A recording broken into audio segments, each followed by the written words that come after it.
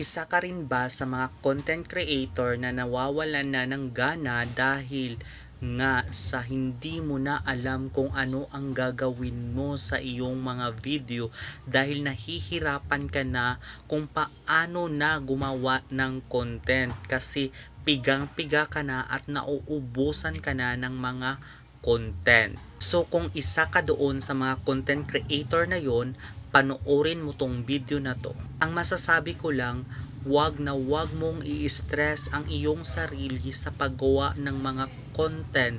I-enjoy mo lang ang pagre-reels dahil hindi naman ito competition para makipag-unahan tayo sa mga kapwa natin content creator. Ang importante ay masaya tayo sa ating mga ginagawa at nag-enjoy tayo sa pag-upload ng ating mga video. Kaya kung ako sa'yo, huwag mong i-stress ang sarili mo. Enjoyin mo lang ang bawat upload mo ng mga video. At yun lang, sana may natutunan kayo sa mga sinasabi ko.